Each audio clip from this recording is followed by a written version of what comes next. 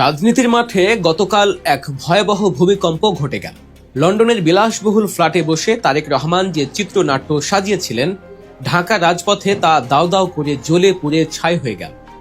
এতদিন ধরে বিএনপি এবং তাদের সাইবার উইং যে ভয়ের জুজু দেখে আসছিল, জামায়াত ইসলামী গতকাল এক নিমিষে সেই বেলুন ফুটো করে দিয়েছে। তারেক সাহেব বলতেন, জামাত ক্ষমতায় এলে দেশ আফগানিস্তান হবে, নারীরা ঘরে বন্দী হবে। কিন্তু গতকাল বনানীর হোটেল শেরাটনে ডাক্তার শফিকুর রহমান যা করলেন, তা বিএনপির রাজনীতির কফিনে শেষ পেরেক ঠুকে দিল কিনা, সেই প্রশ্নই এখন টক অফ দ্য টাউন। আজ আমরা এক্সপোজ করব সেই অজানা সত্য যা আপনাকে কেউ বলেনি। জামায়াতের ইশতেহার বনাম তারেক রহমানের অজ্ঞতা, কে আসলে দেশ চালানোর যোগ্য, জানতে হলে ভিডিওটি শেষ পর্যন্ত দেখতেই হবে।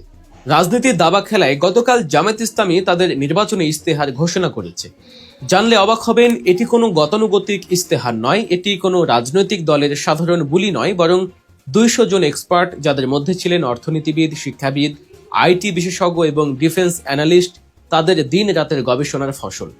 তারেক রহমান ভেবেছিলেন নারীদের ভয় দেখিয়ে জামায়াতকে ঠেকাবেন, কিন্তু জামায়াতের ইশতেহারের মাত্র একটা পয়েন্ট তারেক রহমানের দীর্ঘদিনের নারী বিদ্বেষী প্রোপাগান্ডাকে ধুয়ে মুছে সাফ করে দিয়েছে।